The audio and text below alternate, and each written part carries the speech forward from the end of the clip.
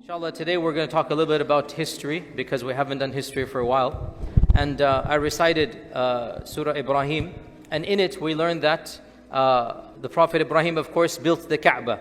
Today I want it to be a bit of a tangent, something that inshallah is interesting.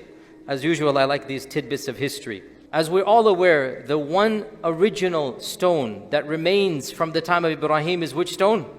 Hajr-E-Aswad. That is the only stone that still remains for 5,000 or 4,000 years.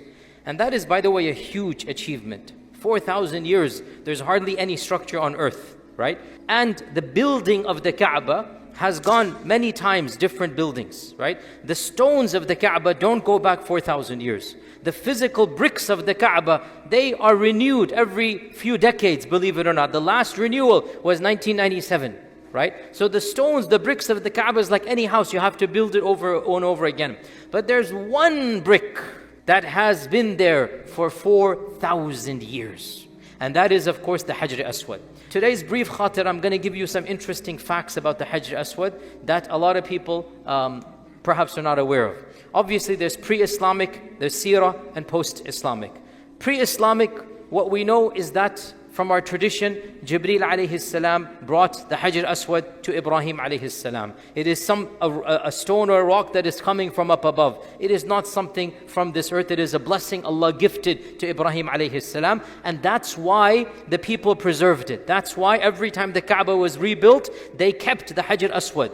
The other stones kept on, but the Hajr-E-Aswad, they kept it even pre-Islam. They knew this was a special Hajr. And the Hajr-E-Aswad, of course, we begin and end our tawaf at Hajr-E-Aswad. And our Prophet ﷺ, we know that he was the one who lifted it up and put it in its place. Now, one incident happens before the seerah, and that is, there was a civil war around 100 years before the Prophet ﷺ, the tribe of Jurhum and the tribe of Khuza'a. And in this civil war, when Jurhum exited Mecca, they wanted to destroy the Kaaba as an animosity, as an act of, okay, if you're going to kick us out, we're not going to leave anything here. They wanted to get rid of the Hajr-E-Aswad. They wanted to, and they were the ones who got rid of the Zamzam well. Remember the story of Abdul Muttalib rediscovering Zamzam? Well, in that incident, when they covered up Zamzam, they also destroyed aspects of the Kaaba, and they pulled the Hajr-E-Aswad out. They pulled the Hajr-E-Aswad out and they buried it far, far away. It was Allah's qadr that a lady was hiding for her life. She was spared because they didn't know she was there, and she saw where they hid Hajr-E-Aswad. So as soon as Jurhum came, she said to them, I have seen it. And so the Hajr-E-Aswad was gone for a short period of time. It was then returned. In the time of the Prophet ﷺ, we're all aware what happened. He lifted the Hajr himself and he put it in. Now, some scholars say that when Jurhum removed the Hajr-E-Aswad, they had to hit it such that either it broke or it was weak and eventually it would break, because we're going to get to this point. A lot of people don't know this. So we are not 100% certain. Was it already broken, or the crack that they did when they took it out, it kind of made it damaged such that it was susceptible to being broken. So the Prophet ﷺ put it back, as we know, and it remained there until the time of Abdullah ibn Zubayr. What happened in the time of Abdullah ibn Zubayr, I went over this over here and in my library chats that I have on my YouTube channel, that Abdullah ibn Zubayr, the Umayyads attacked the Kaaba. Al-Hajjaj ibn Yusuf attacked the Kaaba and he threw catapults. The Kaaba was burnt. And the Hajr-E-Aswad was damaged. The Hajr-E-Aswad was damaged. Abdullah ibn Zubayr, for the first time, decided that we can't just leave the Hajr as a brick. So he was the first person to put that silver container around it. You all know that silver container, right? You all know that silver receptacle. Abdullah ibn Zubayr was the first person to say we need to protect the Hajr-E-Aswad from any future attack. So he put it inside of like a case. That's the case that you see. The idea came from Abdullah ibn Zubayr.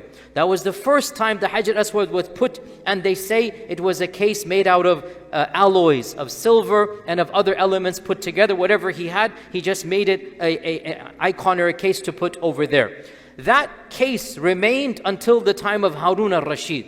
Harun al-Rashid comes around 190 Hijrah. He does tawaf around the Kaaba and he sees this Hajr-E-Aswad, and the same alloy and the same metal that Ibn Zubayr had put 150 years ago, 130 years ago, and it's decrepit, decayed, rusty. So he says, I need to build it again.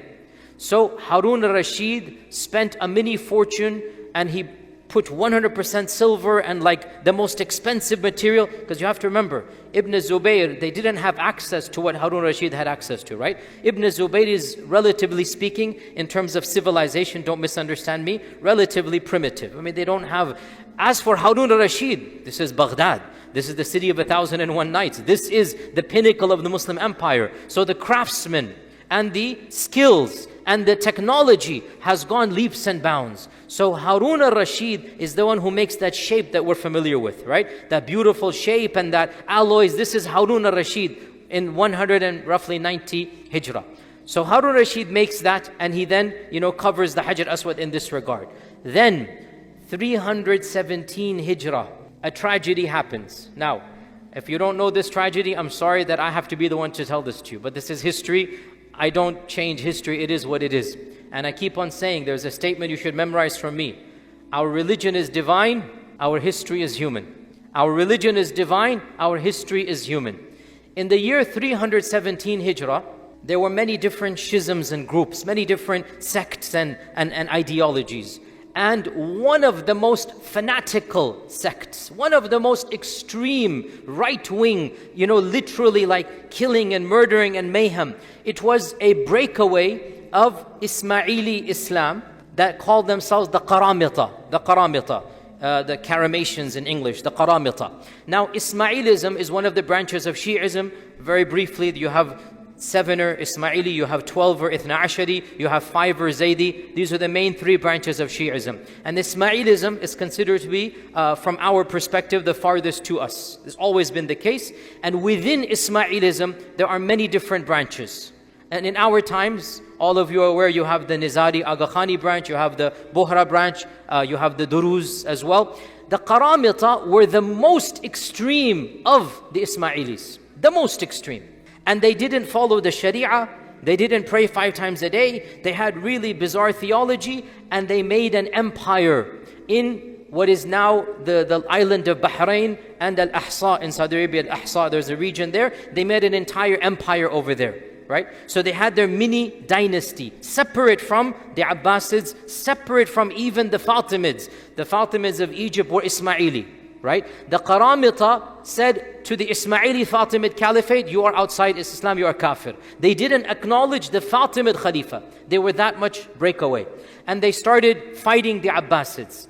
And the Abbasids were weak. This is now, 317 Hijrah. The Abbasids are a complete disaster at this stage. So the Qaramita take over much of the Abbasid empire. They surround Kufa. They were about to take over Kufa. They attempted to attack Baghdad, and they succeeded in attacking Mecca. In the year 317, they launched a surprise attack on Mecca itself. And during Hajj, this is one of the saddest times of our Islamic history, early Islamic history.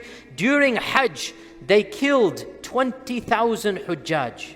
They massacred the Hajj of that year, killed them. It is said blood was flowing in the Haram.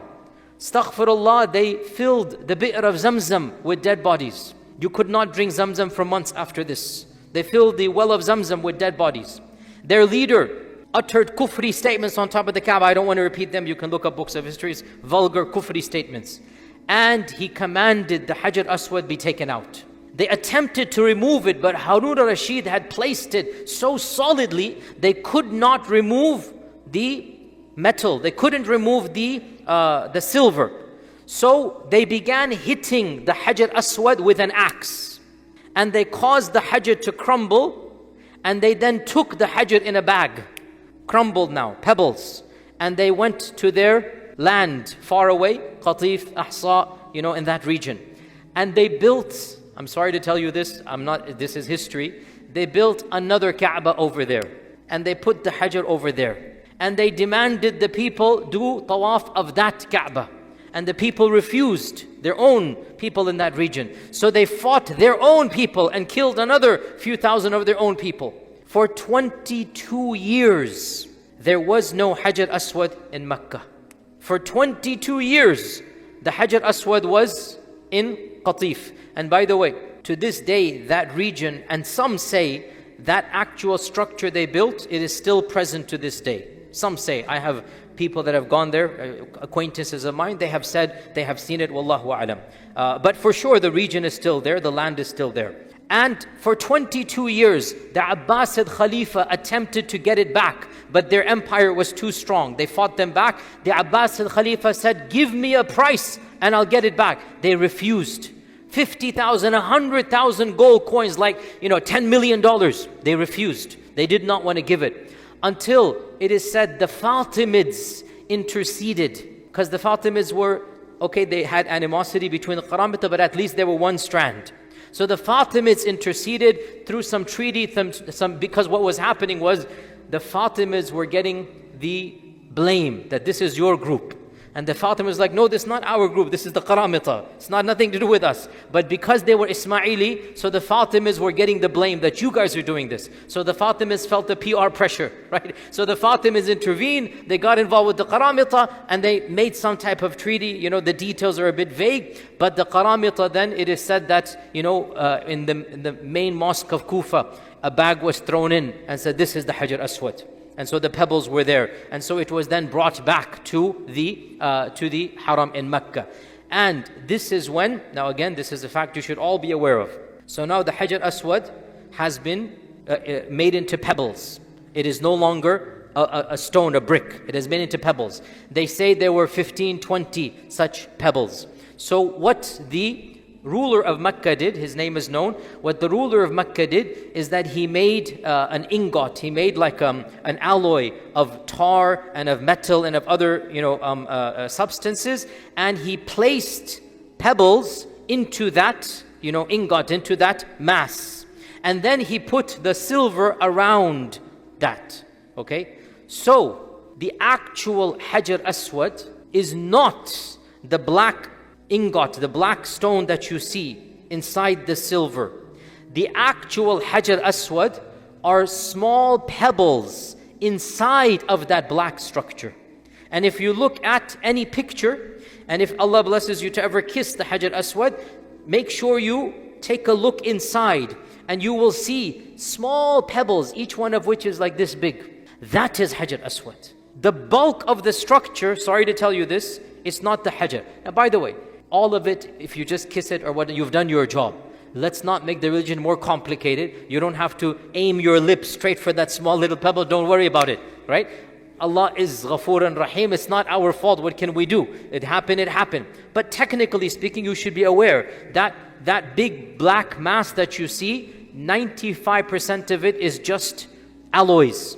And that alloy is updated every 100, 200 years. I think the last one was done, if I'm not mistaken, King Abdul Aziz's time, like around 70, 80 years ago. They updated that because it's a human product. It's not divine, it's a human product. So it corrupts it, whatnot. And so that alloy, which is a mixture of tar and other metals to put it in, the Hajr-E-Aswad is put in, and apparently the 6 or 7 of those stones have gone inside.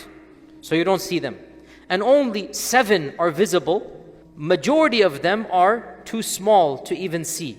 Only 3 or 4 are bigger than my finger, like one size of it, this much. 3 or 4, like one side of it, the other side is going to be that. So just imagine small rocks, right? That's how it's going to be. So the Hajr-E-Aswad then was put into this ingot from the year 329, don't quote me, but roughly 329 Hijrah onwards. Now, that remained. The Mamluks came, solidified it, but the structure remained as is until Sulaiman al-Qanuni. Sulaiman al-Qanuni was the greatest Ottoman Khalifa. He expanded the Khilafah of the Ottomans, he conquered places in Europe, and he spent millions or tens of millions of dollars on, his currency, on Mecca and Medina and on Jerusalem. All of you people who have been to Palestine, what you see in Jerusalem is Sulaiman al-Qanuni's effects. The wall, the structure, the city, that's Sulaiman al-Qanuni. 550 years ago, that's what you are seeing. He did the same to Mecca and Medina. And in Mecca, he completely, by the way, he never went to Mecca and Medina. None of the Ottoman Khulafa ever did Hajj. None of the Ottoman Khulafa did Hajj for reasons beyond the scope of this khatira, none of them came to Mecca to do Hajj. Sulaiman al-Qanuni did not do Hajj. But he spent a fortune on Mecca and Medina. And in fact, if you went to Mecca before 1980, you would have seen some of the original structures of Sulaiman al-Qanuni until 1980. He was the one who made some, plaques around the Kaaba to walk and do tawaf. He made some of the structures, some of the doors. He also built the mihrabs. You would have seen some of the original structures before. Then 1980, they did their expansion and whatnot. So then you will find them in the Museum of Mecca, you will find. But 550 years ago, now, because he spent such a fortune, he did not go to Mecca, but he wanted to see the Hajr-E-Aswad. So what did he do? They brought the Hajr-E-Aswad to him. But not all of it, 5 pieces.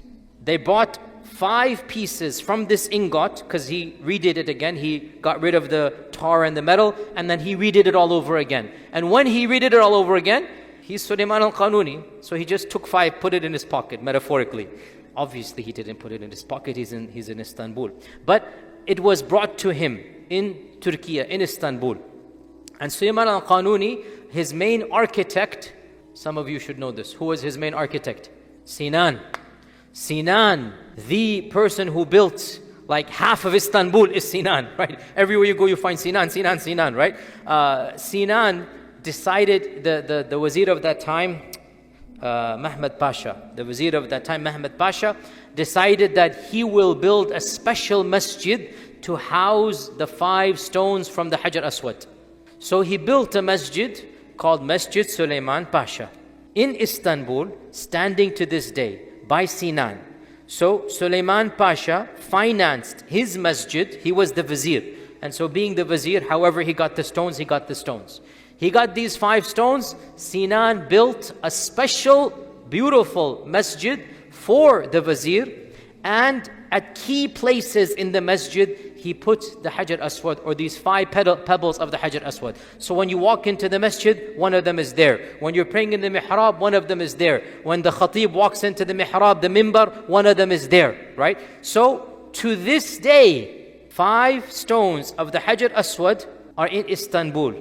And a lot of tourists go, and they don't even know of this masjid, right? So I went there. You didn't go, it's not my fault. I went there. Well, can't take 100 people there. I went there, alhamdulillah. You just go there. It says Mehmed Pasha's masjid, and it's walking distance from Hagia Sophia. You just go there, and you can see for yourself the Hajr-E-Aswads, and these are extremely small. Just little pebbles, you'll find it over there. And you cannot touch them because they're very high up. And you just find it. You can see the architecture is pointing to that structure. So this what took place around 950 Hijr, yani 500 years ago. And that is still over there. From that time onwards, nothing much has changed. As we said, only the ingot has sometimes been updated. But by and large, the Hajr-E-Aswad has remained as it is. And this is the overall story. Final theological point. As Umar ibn Khattab radiallahu anhu said, when he kissed the Hajr-E-Aswad, he said, I know you are not something that can help or harm me. We don't worship the Hajr-E-Aswad. In the end of the day, Allah Azza wa Jal, He blessed us to have that one icon there. But in the end of the day, as Umar al-Khattab said, you are a Hajar, you are a rock. You don't harm me, you don't benefit me. I only am kissing you because the Prophet kissed you. So we have to be within our realm of Islamic Aqidah that yes, we do believe it is a special rock that Allah gifted to Ibrahim alayhi salam. It is also a historic rock. But in the end of the day, Allah is the one who blesses. And we just follow the sunnah of the Prophet sallallahu alaihi wasallam. So this is a short history of Hajr-E-Aswad. Inshallah, next time you kiss the Hajr-E-Aswad, make dua for all of us. And when you go to Istanbul, visit which masjid? Mehmed Pasha. La, Mehmed Pasha. Because it's the vizier's masjid. The vizier had built his own masjid. Not Sulaiman is the Qanuni. Sulaiman Qanuni is the Khalifa. The vizier built the masjid, inshallah. And with that, inshallah, we'll continue another time. Jazakallah khair. Assalamu alaikum wa rahmatullah.